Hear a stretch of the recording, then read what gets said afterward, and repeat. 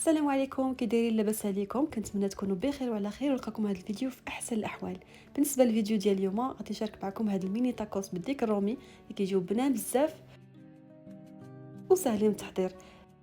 وقبل ما ندوزو نشوفوا المكونات والطريقه ديال التحضير، الا كنتو اول مره كتشوفوا القناه ديالي خليو لي واحد ابوني ولايك للفيديو، وندوزو دابا نشوفوا المكونات والطريقه ديال التحضير.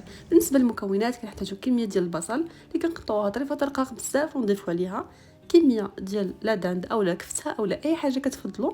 انا هاد المره درت لا داند اللي ديجا عندي مشرمل بالعطريه ديال الطاكوس، درت عليهم شويه ديال الزويته بلديه وشويه ديال البزار وشويه ديال العطريه ديال الطاكوس. وبالنسبه للطاكوس انا خديت هاد المره هاد النوع هذا ديال التورتيلا اللي كيجي فيه من السم، كيجي فيه هاد اللوين حميمر هكا بحال اللي محمر وكيجي بنين صراحه مختلف، اول مره كنجربو. هنايا درت لاصوص اللي خديتها واللي خدمتها في الدار ماشي ديال الزنقه. درت عليها الحشوه اللي حضرناها مع بعض في البدايه، بعد ما كطيب كتجيب هذا الشكل هذا. وكنبداو نشكلوا الطاكوس ديالنا، كنديروا لاصوص في الاول ونضيفوا عليها الحشوه ديالنا ونجمعوها بهذه الطريقه هذه. انا درت العجينه صغيره شويه، الا كانت كبيره تقدروا تقسموها على جوج اولا ديروها كبار ديروهم كبار، ولكن بما اننا في رمضان وكنبغيو هكا شهيوات صغيورين ففضلت انني نديرهم صغارين باش يجيو على شكل مملحات.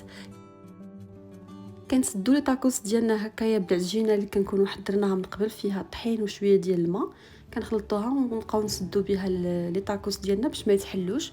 وكنستمروا في تشكيل ديال لي طاكوس ديالنا بهذه الطريقه هذه حتى كنساليو كل الحشوه وكل العجينه اللي عندنا.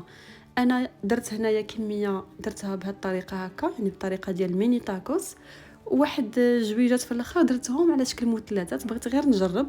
قطعت العجينه على جوج وقديتها على شكل مثلثات، فغادي تشوفوا معايا طريقه راها سهله بزاف. خديت العجينه قسمتها هكايا على جوج، انا شفتها صغيره قلت تقدر ما تجيش زوينه، ولكن جربت وجات زوينه بزاف. فكنشدوا العجينه ونطويوها على هذا الجنب هكا، نحطوا الحشوه في الجنب ونطويو الجنب على اليمين، فهمتوني يعني كما هو موضح في الفيديو. ونجمعوها بهذه الطريقه هذه كتجي مثلثه مزيان ومفينيه. كنسدوها حتى هي بنفس الطريقه بالعجينه وكنخليوهم يرتاحوا حتى كيشدوا راسهم، ومن بعد كنطيبوهم. تقدروا تطيبوهم في الفران كيف ما تقدروا تطيبوهم في مقيله.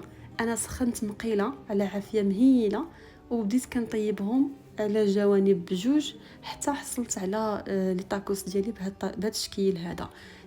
ما عنديش الماكينه ديال الطاكوس دابا، ولكن تقدروا تستخدموا الماكينه ديال الطاكوس الا كانت عندكم. انا طيبتهم غير في المقيله، راهم جاو بنان بزاف وزوينين ومقرمشين، هذا هو الاهم. فخديتهم وجاو بهذا الشكل هذا. تقدروا تبريزونطيوهم بهذه الطريقه هذه اولا تقسموهم. انا قسمتهم في النص جاو بهذا الشكل هذا، وانتم كيبقى لكم الاختيار كيفاش بغيتوا انكم تقدموهم.